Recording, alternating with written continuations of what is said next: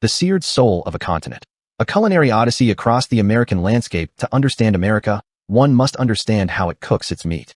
We are a nation built on fire, smoke, and an unyielding obsession with the ultimate protein, the steak. Yet, to view the American steak through a singular lens, say, a thick, salt-crusted ribeye sizzling under a New York broiler, is to miss the staggering, beautiful complexity of our regional culinary identities. What happens when you strip away the boundaries of fine dining and embark on a relentless, cross-country exploration of beef, game, and fire? You discover that a steak is never just a steak. It is a canvas for regional history, a vessel for local agriculture, and occasionally, a beautifully chaotic experiment in flavor. From the rugged plains of Wyoming to the coastal shacks of New England, the American landscape shapes the plate in ways that are both fiercely traditional and utterly subversive.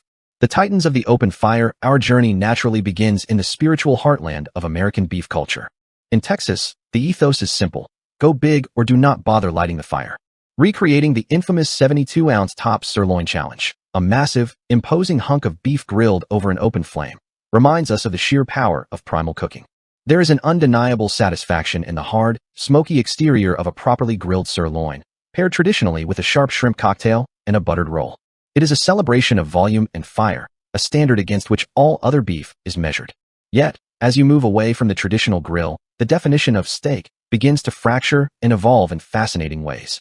In California, the Central Coast speaks to us through the Santa Maria tri-tip. Cooked over live oak fire on a specialized adjustable grate, this affordable cut transforms into a masterpiece when sliced thin against the grain and draped in a vibrant, herbaceous chimichurri. The whisper of live-fire oak smoke infused into the meat offers an entirely different dimension of savory satisfaction than a standard steakhouse broiler. For true primal elegance, however, one must look to the wild game of the American West.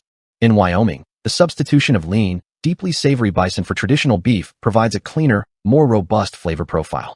When seared to a precise medium rare and paired with a sweet, tangy huckleberry sauce, which acts on the palate much like a wild game equivalent to a classic fruit reduction, the result is nothing short of phenomenal. The mountain air almost breathes through the dish. Similarly, Vermont's venison rib chops, glazed in a rich, velvety maple raspberry sauce, achieve an extraordinary balance of deep, earthy game notes and refined, natural sweetness. Highwire acts, the brilliance of unconventional pairings. As a culinary critic, I am inherently skeptical of novelty for novelty's sake. Yet, some of the most rewarding moments of this gastronomic tour occur when regional ingredients collide with steak in ways that defy conventional steakhouse logic. Consider Alabama. The state's signature white sauce, a tangy, vinegar and mayonnaise-based condiment traditionally reserved for smoked chicken, seems an unlikely partner for a heavy, marbled ribeye. Yet, when slathered over an intensely blackened, char-grilled steak, magic happens. The sharp kick of horseradish and the bright acidity of the vinegar cut through the unctuous fat of the ribeye with surgical precision, elevating each bite into a zesty, unexpected triumph. Equally surprising is the unexpected marriage found in Virginia, where a century and a half of peanut farming heritage inspired the addition of a rich, savory peanut sauce over a grilled ribeye. The combination immediately evokes the deeply satisfying profiles of Southeast Asian beef sauté, a brilliant reminder that the global palate often finds its echoes in local American terroir. In Wisconsin, the land of dairy devotion, wrapping an entire steak in a thick, aggressively crisped crust of aged Parmesan yields an astonishing result. The intense, salty caramelization of the cheese mimics the deep, funky, concentrated umami typically found only in meticulously dry-aged beef. It is an indulgent, high-flavor triumph that proves cheese can be a structural element, not just a melting topping. The line between comfort and chaos when exploring 50 distinct regional identities, a chef must eventually confront the boundary where comfort food tips into culinary eccentricity. Some experiments reveal the limits of the steak medium. In Oklahoma, the chicken fried steak, a tenderized slab of beef breaded and deep-fried to a golden brown, then smothered in a rich, creamy country gravy, is a cultural institution. But from a purist perspective, deep-frying beef can be a double-edged sword. While the combination of a crispy exterior and a rich gravy is undeniably comforting, the heavy batter can sometimes obscure the very thing we celebrate, the natural, deep crust of the beef itself. Texture, too, becomes the ultimate arbiter of success.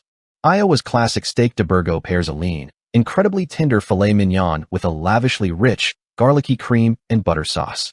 Because the tenderloin lacks the intrinsic fat and flavor of a ribeye, the heavy, Alfredo-adjacent sauce works beautifully to coat the palate. Conversely, look at Rhode Island, where a clear broth clam chowder is draped directly over a tenderloin steak. While the surf and turf flavor profile holds immense promise, the textural reality can be jarring. The soft, yielding nature of the fillet merges with the tender potatoes and clams, leaving the palate craving a definitive, contrasting crunch or a sharp, clearing note like horseradish to break the monotony. We see a similar division when regional staples are layered atop the meat rather than integrated.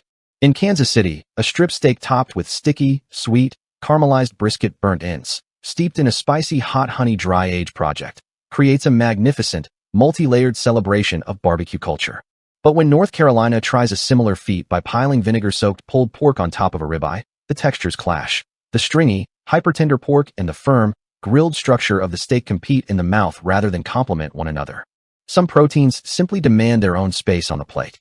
The sandwiches that defined a nation. No survey of American meat culture is complete without acknowledging the humble, brilliant architecture of the steak sandwich. These are the dishes born in the joints, the diners, and the local community gatherings, designed for maximum emotional impact. The Indiana pork tenderloin sandwich stands as a towering testament to Midwestern culinary identity. Though not beef, this massive, golden-fried steak is pounded thin, breaded, and fried until it dwarfs its bun. Because it utilizes the tenderloin, the meat remains extraordinarily succulent beneath its shatteringly crisp jacket. When balanced with sharp pickles, fresh lettuce, and a smear of mustard, it transcends the fried sandwich genre entirely. On the coast, the dialogue turns to the bounty of the sea. The ultimate expression of luxury lies in the regional surf and turf sandwiches. In Maine, a grilled lobster tail resting atop a tender fillet, bathed in a rich, velvety lobster cream sauce, is an absolute masterpiece. The sweetness of the cold water lobster doesn't compete with the beef, it frames it. Across the continent, Alaska answers with a king crab surf and turf that offers a similarly decadent, sweet, and succulent contrast to the savory depth of the land. The last bite to look at the vast expanse of American steak preparation is to realize that our culinary identity is living, breathing, and delightfully restless. It is found in the meticulous science of the Tennessee Steak Cook-Off Association's perfect diamond grill marks, the comforting nostalgia of New Hampshire's deeply marinated, juicy sirloin steak tips, and the historical simplicity of Connecticut's birthplace burger at Lewis's Lunch, served purely on toasted white bread with a beautiful, unadorned crust. America's relationship with steak is an ongoing love affair with flavor, geography, and community.